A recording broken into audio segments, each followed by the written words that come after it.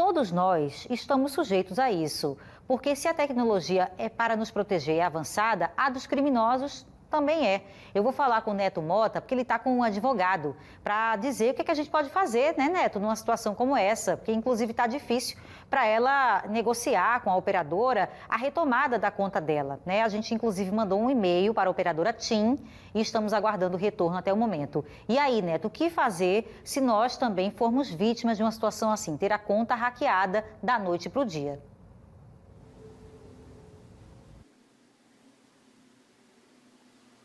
Olha, Bia, que aflição, né? E a doutora Júlia Nunes deixa bem claro a preocupação, além de tudo, com essas vítimas. Porque, como você bem dizia, tem gente que diz, mas é impossível, é só se ligar que não cai nesse golpe. Cai sim, os criminosos querem essa vítima que não é tão alfabetizada, que não sabe muito mexer nos dispositivos eletrônicos, mas que hoje consegue fazer um Pix por conta da facilidade do procedimento que até os bancos fazem aí essa recomendação. Mas voltando à questão da titularidade do chip, isso aconteceu também porque as operadoras exigem um CPF ou um CNPJ do titular da linha, mas o que não é normal é essa troca de titularidade, principalmente no caso da doutora que disse que há mais de 8 anos já tinha esse número. Eu estou aqui com o doutor Reginaldo Pinheiro, que é advogado, e vai nos ajudar a entender essa situação. Doutor, boa noite. O que é que se deve fazer?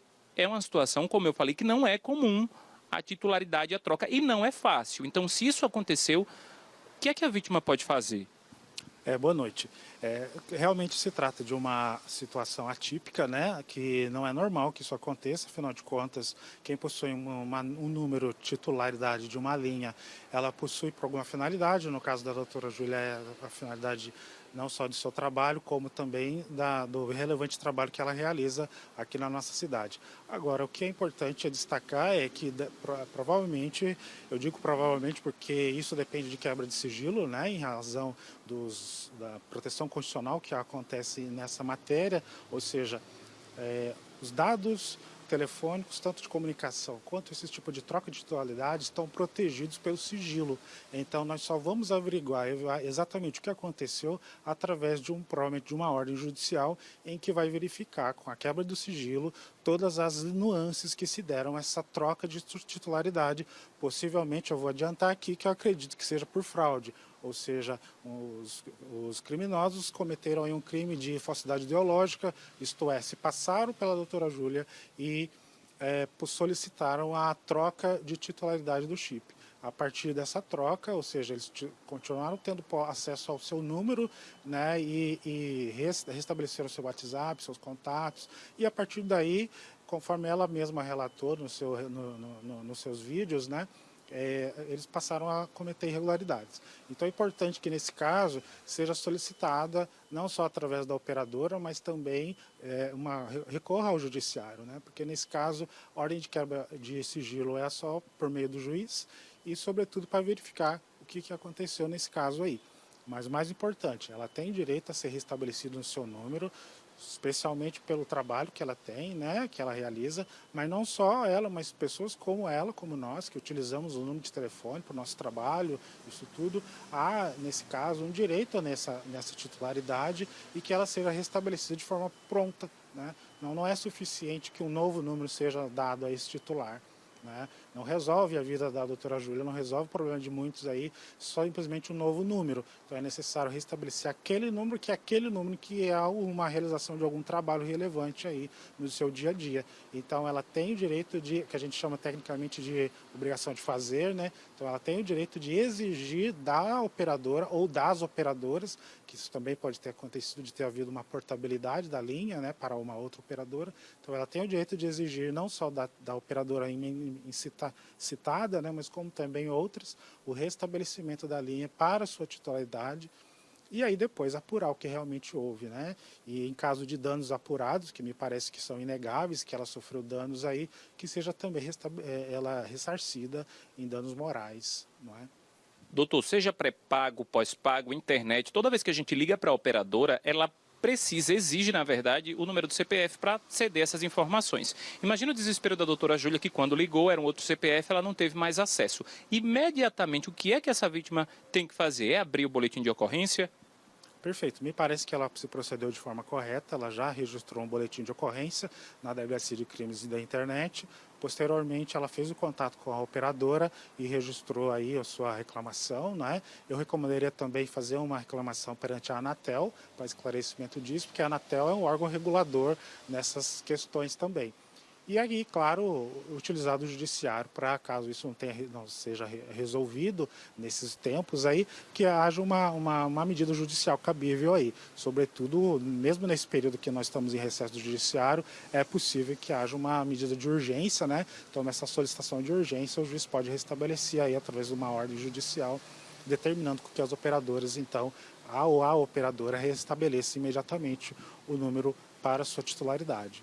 Doutor, muito obrigado pelas informações. Beatriz Lacerda, a gente aguarda o posicionamento da operadora TIM para saber aí o que deve ser feito nas próximas horas. Na verdade, sobre as providências, né, que a operadora deve fazer. Volto para você.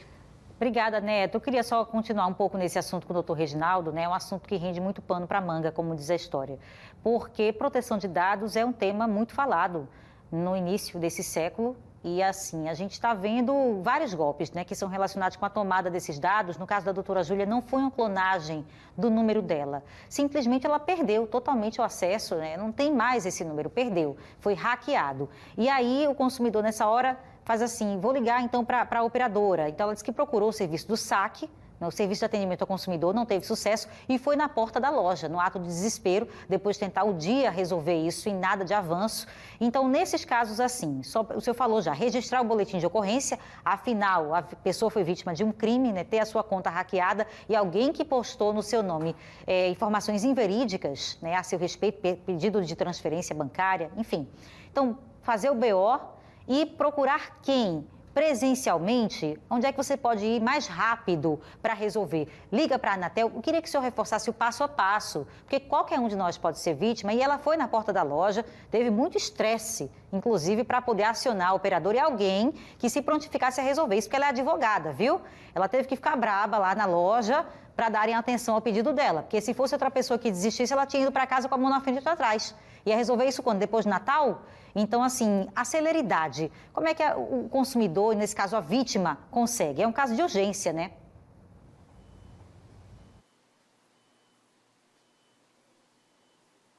Sem dúvida. Nós nos solidarizamos, claro, com a doutora Júlia e isso reflete também um grande problema nesse contexto, né? Porque já que ela é uma especialista em direito, encontrou dificuldades, está encontrando dificuldades, imagina um leigo aí sem conhecimento, o que está passando, né? Então, minha recomendação é que inicialmente o consumidor procure, que são consumidores titulares de linha, né? Procure, então, esse titular de linha, procure a própria operadora, né? Registre uma reclamação perante lá, anote o número de protocolo, sem dúvida, registre um boletim de ocorrência perante a Delegacia de Delitos Virtuais, para que...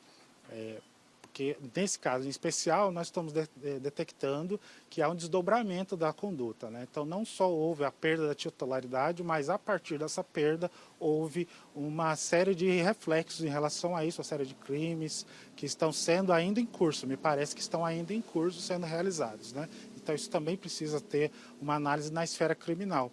Mas, para além disso, ela precisa, então, registrar um boletim de ocorrência, depois, registrar uma reclamação perante a operadora de telefonia, anotar o número de protocolo, registrar uma reclamação perante a Anatel, isso pode ser feito através do site da Anatel, anote o número de protocolo e, se nada disso for resolvido, procure o judiciário, isso, nesse caso em especial que o judiciário está em recesso, solicite uma medida de urgência, para que essa medida de urgência possa restabelecer de imediato a titularidade da linha. Infelizmente, as lojas físicas têm poucas condições de auxiliar nesse caso, já que eles são meros prepostos, representantes das grandes operadoras. E, então, eles têm um poder de decisão, de resolução de problemas muito reduzido. Então, a pessoa tem que, de fato, procurar o número de contato do canal de comunicação da operadora para buscar uma solução. E se nada disso resolver, o judiciário sempre está à disposição para poder resolver e dar a resposta mais rápida, inclusive, quanto a isso.